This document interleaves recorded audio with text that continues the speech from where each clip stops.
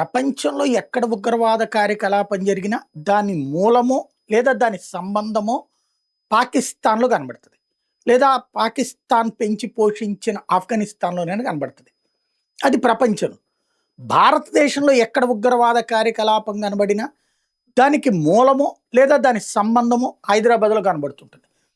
ఈ భావజాలాన్ని అక్కడ వ్యాప్తి చేసే నాయకుల్ని అదుపు చేయనంత వరకు, రాజకీయ నాయకులే ఉగ్రవాదాన్ని పెంచి పోషించడాన్ని, ఉగ్రవాదాన్ని పాజిటివ్‌గా, సాఫ్ట్‌గా ప్రొజెక్ట్ చేసేదాన్ని నియంత్రించలేనంత వరకు కూడా ముస్లిం కుర్రోళ్ళని ఉగ్రవాదం వైపు టర్న్ చేసేటటువంటి వ్యవస్థలు, తీవ్రవాద ముఠాలకి హైదరాబాద్ కేంద్రంగా ఉంటుందని మరొకసారి నిజమైంది.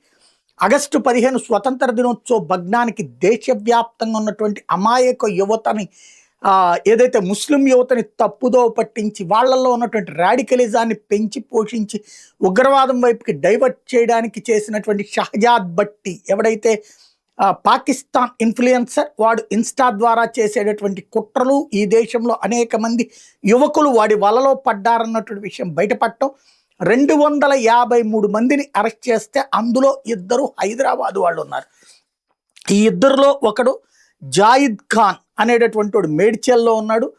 అతను డైరెక్ట్గా ఐఎస్ఐ వాళ్ళతో ఇన్స్టా ద్వారా మా కాంటాక్ట్స్ కూడా మాట్లాడటాలు కూడా పూర్తయిపోయాయి.